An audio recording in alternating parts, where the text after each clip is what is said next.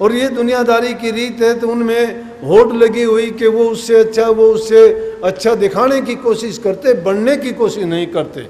बनने और दिखाने में है, जो अच्छा बनने की कोशिश करे तो वो त्याग करे, तप करे, गुरु की कसौटी पर खरा उतरे, गुरु की आज्ञा, गुरु के वचन की पालना करे, वो बनता है, करता है।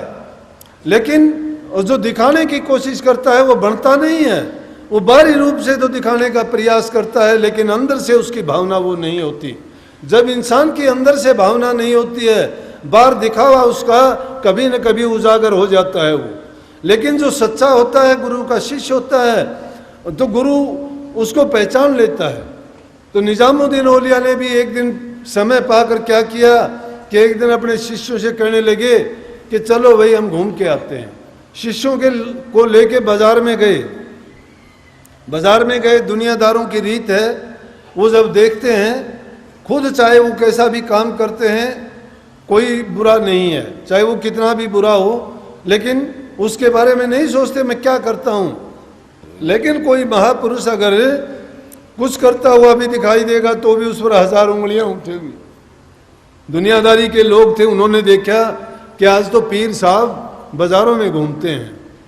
बाजार में भी जब घूमते घूमते 7 शिष्य भी हैं, वो ऐसी गली में लेके गए जो गली अच्छी नहीं थी, वैश्याओं की गली थी। वहाँ देखा तो सब के सब कहने लगे कि आज तो पीर साहब के भी मन की वृत्तियाँ फिरी हुई हैं कि देखो आज इनकी पीरी खुल जाएगी, कि ये इनकी दिखावे मात्र की भक्ति है, जो दिल से पीर नहीं है, दिखावे के बाहर से पीर हैं। लेकिन क्या किया उन्होंने, तो जो काम करना था। कोई जीव अनुरागी जो होता है वो ऐसे खेल में अपने आप को खरा उतारता है। ये गुरु की कसौटी है, गुरु देख लेता है शिष्य को, खरे खोटे की परख करता है। तो वहां जाके क्या किया कि जब देखा उसके शिष्य भी हैरान से हो गए, एक वैश्य के कोठे के ऊपर जाके और कहने लगे तुम यहाँ रुको और मैं थोड़ी देर में आता हूँ। जब वो ऊपर गया तो उनमें से काफ़ी शिष्य उनके छोड़ के चले गए कि ये गुरु की क्या हालत है, गुरु है कोई, ये तो वैश्य के कोठे पर आके चला गया, हमको कहता है यहाँ ठहरो। हम तो वो तो बाहर से ही आधे चले गए, कुछ रह गए उनमें से जो दावा ठोकते थे कि पीर साहब के बाद में हम भी पीर बनेंगे। वो बनने वाले नहीं थे, वो दिखावे वाले थे। इसलिए बनना चाहिए, इंसान को दिखावा नहीं करना चाहिए। क्या किया, पीर साहब ने वैश्या से कहा बेटी आज की रात तू दूसरे कमरे में सो जाना, मुझे तेरा एक कमरा चाहिए। वो कहने लगी, हाथ जोड़ के कहने लगी, इंसान के अंदर का इंसान कभी जागता है। पापी इंसान का अंदर से जब उसकी विवेक जागता है तो उसको कहता है कि हाँ मैंने जुल्म किया है। जब उसने वैश्या ने देखा, कहने लगी पीर साहब हमारे इतने भाग कहाँ, हमने सारी जिंदगी खोटे मंदे कर्म किए, आपने धन्य कर दिए ऐसी गंदी जगह में आके। हमने तो पूरी जिंदगी ऐसे कर्म किए हैं कि किसी तरह भी माफ़ करने वाले नहीं थे। और संतों की तो महिमा है कि जिसको दर्शन मिल जाए उनका जन्म सुधर जाता है। संतों को तो कहते हैं कि संत चरण गंगा की धारा, जहाँ टिके वहाँ हो निस्तारा। कि संत चरण तो गंगा की तरह से पवित्र हैं। जिस प्रकार से लोग गंगा में स्नान करके अपने सभी पापों को निपटारा कर देते हैं, इसी प्रकार से आपके तो चरण मात्र टिकने से सब कुछ पवित्र हो जाता है। मैं तो आपके दर्शन पाके धन्य हो गई, ये गंदी जगह आपके पावन चरण यहाँ टिकने से पवित्र हो गए। आप कहीं भी रहो, ये सब कुछ आपका है। और उसके मन में ये हुई कि आइंदा के लिए मैं ये कर्म नहीं करूँगा। उसने पीर साहब को दूसरा बिस्तर दिया और बिस्तर देने के बाद में कहने लगी आप यहाँ आराम से रुको। उन्होंने क्या कहा, उन्होंने एक कहने के लगे आपके नौकर को बुलाओ। जब वो नौकर बुलाया गया, नौकर से कहने लगे एक थाली में खाना लेके आओ और एक बोतल में लाल शरबत डाल के लेके आना। खाना तो बेशक ढक के ले आना, लेकिन बोतल को खुला हाथ में जरूर लेके आना। वो गया उसका नौकर, एक होटल से खाना लिया और एक हाथ में शरबत की बोतल लेके जब ऊपर चढ़ने लगा, थोड़े बहुत वहाँ शिष्य थे, उन्होंने सोचा कि ये लो, आज तो पीर साहब खाना भी ये खाएंगे और शराब की बोतल है, शराब भी पिएंगे। ये क्या पीर है, ऐसे गुरु की हमें ज़रूरत नहीं है, और सब वहाँ से छोड़ के चले गए। एक निजामुद्दीन औलिया वो वहीं पे बैठा रहा, वो बना था निजामुद्दीन औलिया, जिसने अपना सब कुछ उनके लिए न्यौछावर कर दिया था, अपनी धन दौलत घर बार सब कुछ त्याग दिया था, जिसने अपने सर्वस्व मान लिया था। जैसे परमार्थ में कि कहावत है, कहावत नहीं, कहते भी हैं कि गुरु को जब धारण कर लिया, गुरु को गुरु मान लिया, तो अपना तन मन धन सब कुछ गुरु के अर्पण है, अपना कोई चीज रह ही नहीं जाती, जो गुरु कहेगा वही हमने करना है।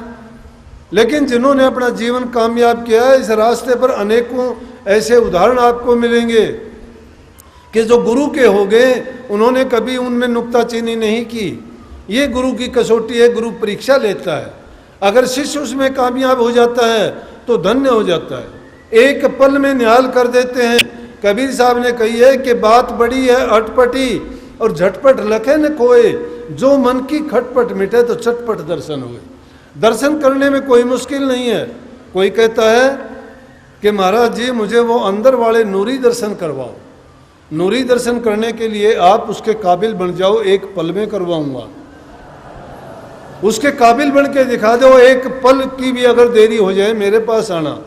लेकिन खुद उसके लिए आप तैयार नहीं होते हो।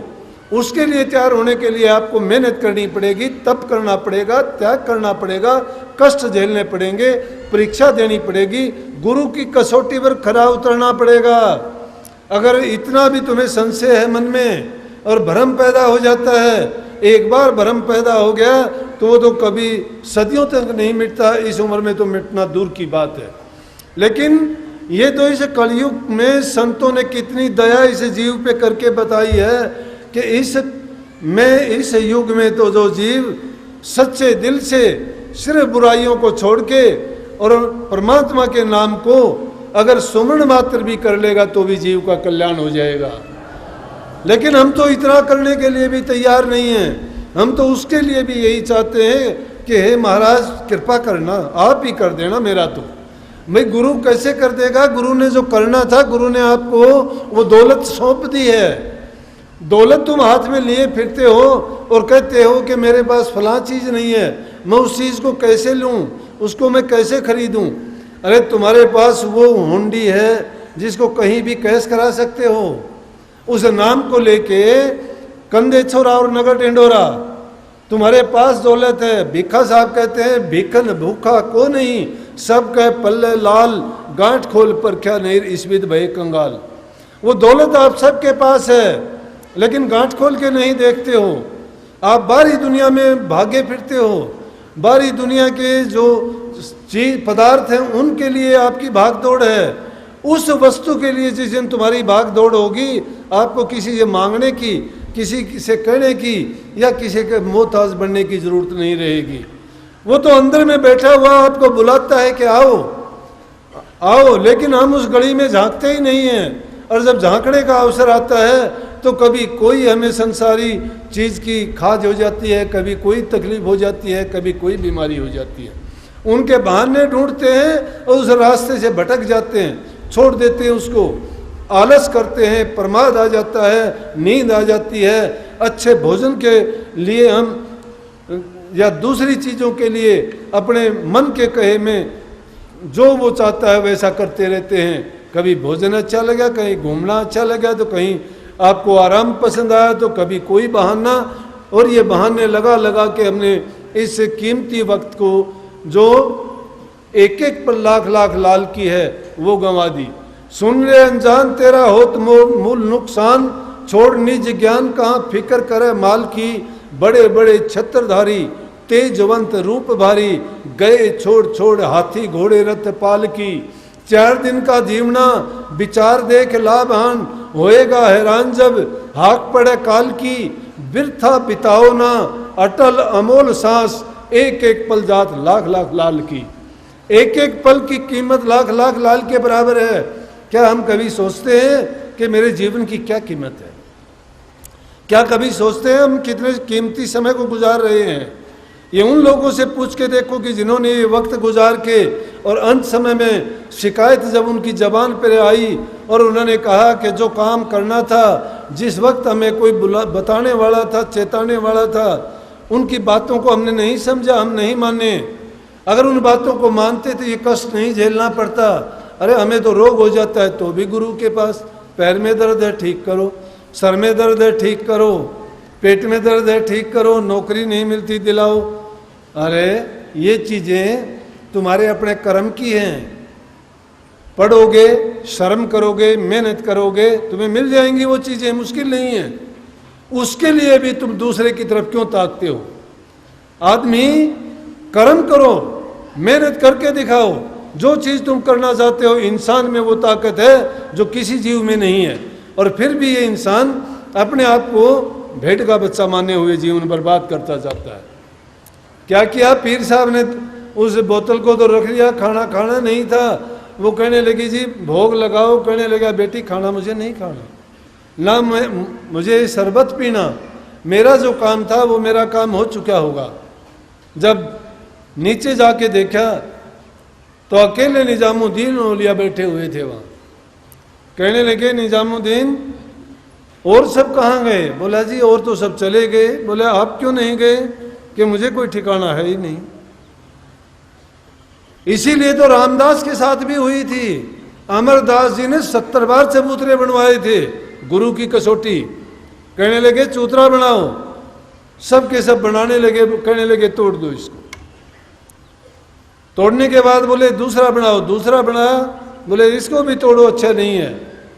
सब के सब छोड़ के चले गए। 5 बार में, कोई 10 बार में, कोई 20 बार में। 70 बार तो बहुत हो जाता है। कोई नहीं रहा, अकेले रामदास रहे वहाँ पे। रामदास से कहने लगे दूसरे कि गुरु की बुद्धि खराब होगी, बुढ़ापा आ गया, अब उनमें समझ नहीं है, बनवाते हैं तुड़वाते हैं। उनको क्या मेहनत थोड़ी करनी पड़ती है? उनको क्या पता कि कितना इसमें शर्म करना पड़ता है? वो तो हमें पता है, हमने इतनी बार बना दिया, लेकिन गुरु की अब बुद्धि ठिकाने पे नहीं है। रामदास जी कहने लगे सोच समझ के बात करो। अगर गुरु की बुद्धि खराब हो जाएगी तो पूरी सृष्टि का विनाश हो जाएगा। तुम सोचते नहीं हो गुरु की बुद्धि नहीं, बुद्धि तुम्हारी खराब हुई है। कहने लगे रामदास, अमरदास जी कहने लगे रामदास जी सब कहाँ गए? बोले जी सब चले गए। बोले आप क्यों नहीं गए?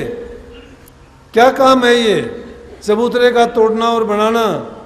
बोले कि मुझे इस चीज़ से मतलब नहीं है तोड़ना है कि बनाना है, मुझे तो जो गुरु का हुक्म मिला उसको पूरा करना है। गुरु बनाने की कहता है बना देता हूँ, गुरु तोड़ने की कहता है तोड़ देता हूँ। मुझे गुरु की आज्ञा में रहना है। गुरु मेरे से जो काम लेना चाहता है ये नहीं लेगा, दूसरा लेगा। मुझे सेवा चाहिए, सेवा करूँगा, और वो भी अपनी मर्जी की नहीं है। गुरु इसमें खुश है तो गुरु राजी तो करता, राजी काल कर्म की चले नबाजी। मेरा काम है गुरु को प्रसन्न करना। अगर गुरु प्रसन्न हो जाता है, गुरु की मेहर एक पल में मुझे धन्य कर देगी, सब कुछ बख्शिश कर देगी। इसलिए मुझे औरों को खुश करने की जरूरत नहीं है, और औरों को खुश करके मुझे मिलेगा क्या? लेकिन गुरु जब खुश होंगे तो एक पल में निहाल कर देंगे। मेरे जन्म जन्म के सब बंधनों से मुक्त कर दिया मुझे। मैं धन्य हो गया कि प्यार की दृष्टि गुरु की पड़ी। एक बार गुरु ने मुझे जब ये बोल दिया कि धन्य है रामदास कि तूने गुरु की आज्ञा का पालन किया। इससे बढ़ के शिष्य के लिए कोई इनाम नहीं होता। लेकिन वो शिष्य क्या है जो गुरु को बुरा कहलवाता है? वो गुरु बुरा नहीं है। कितने ही लोग, कितनी बहन आके मेरे को कही कहती हैं कि जी मेरा घरवाला आपको भी गालियाँ देता है। मुझे हंसी आती है, भाई मुझे गालियाँ क्यों देता है? मुझे कभी मिला नहीं, मैं उसको जानता नहीं, वो मुझे जानता होगा तो पता नहीं, लेकिन वो मुझे गालियाँ नहीं देता, गालियाँ तू देती है मुझे। क्यों? तू मेरे बारे में कुछ ना कुछ कहती होगी, वो फिर कहता होगा कि उसने हमारा घर बिगाड़ दिया। तुम अगर अच्छे बन के रहो, तुम सही रास्ते पे सही काम करो तो गुरु को तो इनाम मिलेगा। कहेंगे कि धन्य है, ये बल्लू बैठा हुआ है यहाँ पे, दिल्ली पुलिस में है, ये 1 नंबर का बदमाश था, अब नहीं है। मैं इसके गांव में चला गया। आदमी का टाइम होता है, शरण में आया, नाम ले लिया, सारे काम छोड़ दिए, नहीं, इसका ये काम था, आगे आगे ये पीछे पीछे पुलिस, कभी बटोड़ों पर से कूदता, कभी दीवारों पर से कूदता, कहीं कहीं छिपता, कहीं भागता। जब काफ़ी दिन के बाद लोग भी इसको करने लगे कि अब दिनोदिये के पास क्या करेगा तू जाके, कोई नया काम करना है? बोला कि हाँ, इस बार तो वो मेरा काम करेगा, मैं कुछ नहीं करूँगा। काफ़ी दिन के बाद जब इनके गांव में एक बार गया, ये बोला जी हमारे घर भी चलो। इनके घर गया, मैं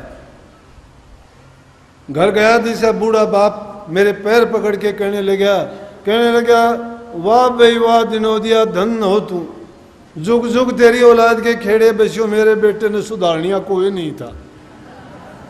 निला आपने तो मेरा बेटा सुधार दिया, मैं आपका क्या एहसान मानूंगा, लेकिन सुधारा क्या?